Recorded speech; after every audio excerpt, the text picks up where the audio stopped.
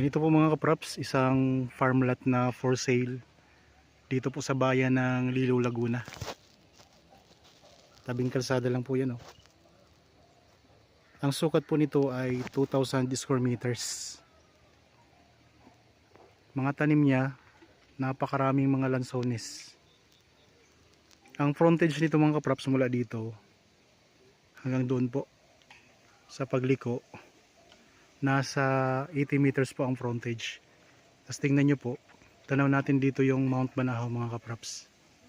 Yan, may magandang view tayo ng Mount Banahaw. May mga katabi din po itong mga farm lot mga kaprops. So, tingnan nyo, ito yung palibot nya, ito yung kaharap ng property, farm lot din. Sa Liliw po ito ha. Ang distansya nito sa town proper ng Liliw ay nasa 7 minutes travel time lang. So may mga tanim din yan na niyog mga kaprops, maliliit pa nga lang po. Tapos ngayon, tinamnan po ito ng nag-aalaga ng lupa ng mga sitaw at saka mga sili. Tinan nyo mga kaprops, daming bunga ng sili. Yan.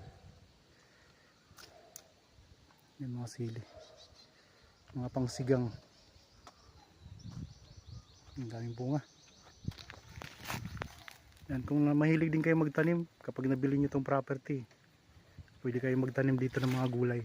Bukod sa nakakaani kayo ng mga lansones tuwing bungahan mga kaprops. Yan, may mga gulay pa kayong mga tanim dito. Sitaw. Meron ditong puno ng mahogany. Ayun. Tapos may avocado din po ito mga kaprops. Yan, mismong tabing kalsada lang yan ha. Wala na kayong problema sa right of way. Talagang kalsada na tong katabi ng property. Ang korte ng lupa mga kaprops ay rectangle, pahaba siya. Kaya mahaba ang frontage niya. Meron ng access ng kuryente. Tapos dito naman sa Liliw mga kaprops, wala naman tayong problema sa sa tubig, kasi sagana po talaga to sa tubig ang lugar na to. Minsan nga dito may mga lugar na libre lang ang tubig. So, hindi na ako papasok doon sa loob kasi kita nyo naman po, tanaw nyo naman po ang buong property. Tapos tanaw nyo na rin po yung mga tanim nya.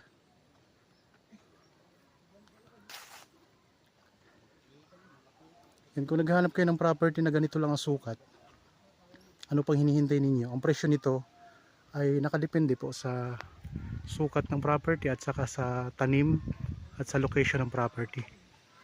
Yan, may mangga ka pa dito mga kaprops. May kamyas, may mga papaya din silang tinanim dito.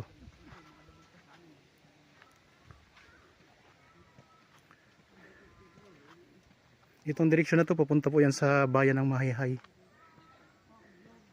Tapos pag labas natin dyan sa highway, pag pag kakanan sa Mahihai po, pag kaliwa sa town proper naman ng Liliw. Dalawang magiging access natin pupunta sa town proper ng Liliw. Ito, mayroon din tayo ditong puno ng rambutan mga kaprops. Ayan, may rambutan din pala tayo. Katabi po siya ng puno ng avocado. May mga niyog din naman na may mga bunga na. Ayan o.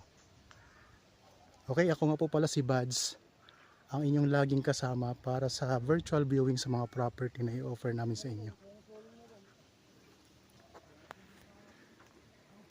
Habang kayo po ay nagpapahinga dyan mga kaprops, marami po akong mga nakapost ngayon na property, mga bago. So baka mayroon kayong magustuhan, kontakin nyo na po agad kami para kayo po ang unang makabili nito mga kaprops.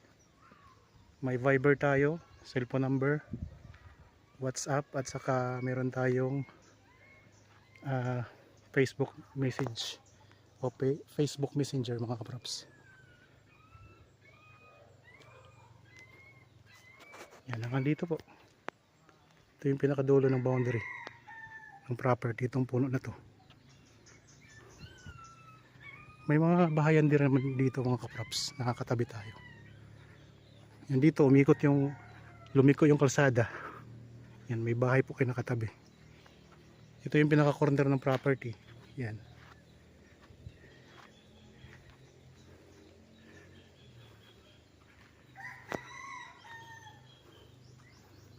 So pahaba po siya.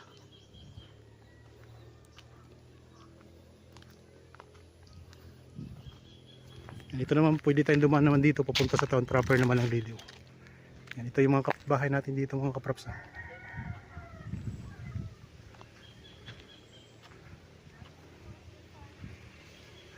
Yan hanggang doon ang boundary niya. Tapos pag ganito mga kapraps. Okay.